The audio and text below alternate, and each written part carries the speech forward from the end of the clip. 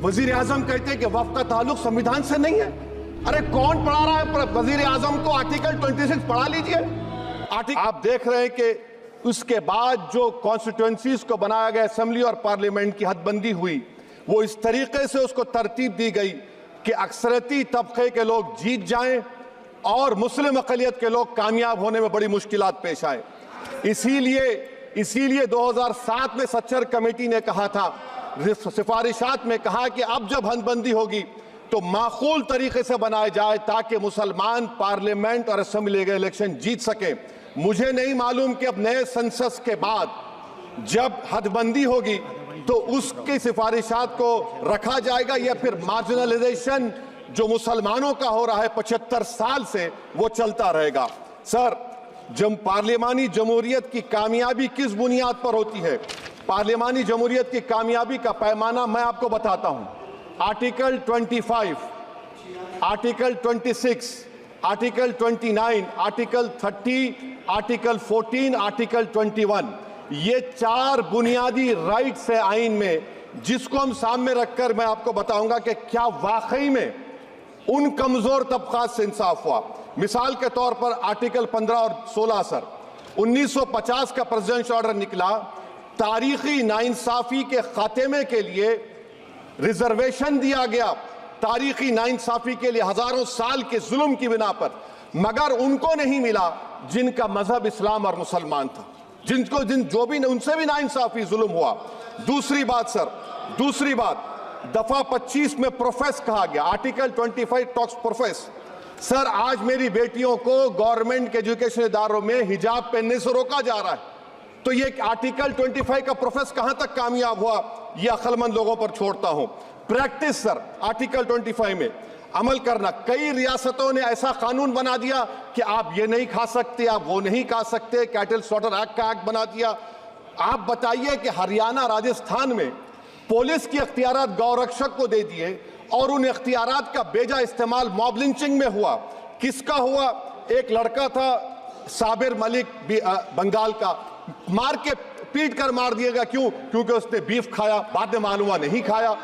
जुनैद और नसीर को गाटमीका के थे, उनको जिंदा जला दिया गया। सर, फिर प्रोपगेट, आप ये आर्टिकल 25 का 3rd सेक्शन प्रोपगेट, आज आप देख रहे हैं कि मुझसे पूछा जा रहा है कि 500 साल पहले तुम्हारी मस्जिद थी, नहीं थी। ख्वाजा अजमेरी की दरगाह कह रहे नहीं है। अरे सर, अगर मैं इस पार्लियामेंट में खोद दूं, इसमें गड़ा कर दूं, तो खाने जहां का हिस्सा मिलेगा तो मेरी हो जाएगी ये। आप बताइए। अब आप देखिए ये प्रोपगेट क्या हो रहा है। अच्छा, जो तब्दीली मजहब का कानून, तब्दीली मजहब, मैं तब्दील मजहब नहीं कर सकता, सरकार से पूछना पड़ेगा मुझे अपना मजहब बदलने के लिए। अगर अंबेडकर आज जिंदा होते तो बाबा साहब को भी कहते कि आप जाकर परमिशन लो, तब मजहब बदलना पड़ेगा आपको। ये हालात आज यहां पर पैदा हो चुकी है। सर, आर्टिकल 26 देखिए, it gives religious denomination the right to establish and maintain institution for religion charitable. वजीर आजम कहते हैं कि वक्फ का ताल्लुक संविधान से नहीं है। अरे कौन पढ़ा रहा है वजीर आजम को? आर्टिकल 26 पढ़ा लीजिए, आर्टिकल 26 पढ़ा लीजिए। आर्टिकल 26 की बात कही गई। मकसद क्या है कि वक्फ की जायदादों को अक्सरती तबके के लिए छीन कर दे दिया जाए। आप अपनी ताकत की बुनियाद पर छीनना चाह रहे हैं। सर, दफा 29 पे आ जाइए, आर्टिकल 29, लैंग्वेज का, जबान का तहफ्फुज़ है। उर्दू को खत्म कर दिया गया, वो उर्दू जिसके हमारे मुजाहिदीन आजादी ने नारा दिया था, इनकलाब जिंदाबाद का, उस जबान को आप खत्म कर रहे हैं।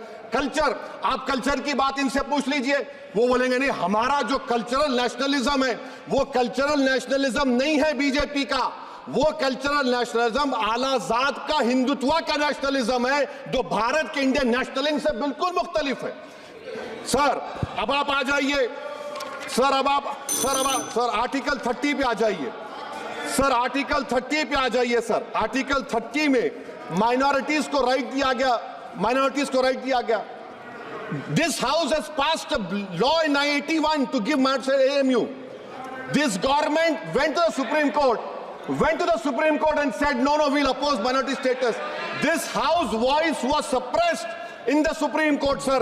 That is why I say that the executive has argued contrary to the parliament. Sir, right to life तो उस वक्त भी था। मैं आपको मिसाल दे रहा हूं, सर दिसंबर 63 में 63 में कश्मीर में रसूलुल्लाह सल्लल्लाहु अलैहि वसल्लम के मुंह मुबारक की चोरी हुई तो पूरे देश में sir only 2 minutes Please wind up.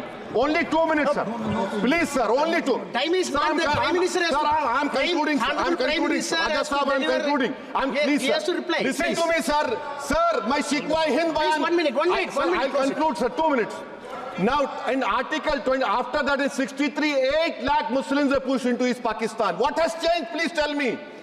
2013 Muzaffarnagar, 50,000 were shifted. Sir, riots to unrights happened. Nelli massacre. Hashimpura, Maliana, Mumbai 93, Ahmedabad 69, Gujarat 2002, 22, Delhi 84, Delhi. Nothing has changed, sir. Lastly, sir. Please. Lastly, sir. On judiciary, sir, on judiciary, sir. I'm concluding. Please, On please, judiciary, sir. CAA is not being heard. 2 sitting chief ministers get bail, but Stan Swamy died in the prison, sir.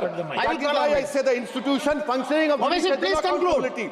And lastly, sir, just now Ravi Shankar Prasad has quoted a book. In that book, there's a Tipu Sultan also. Okay. That is, sir, I'm concluding by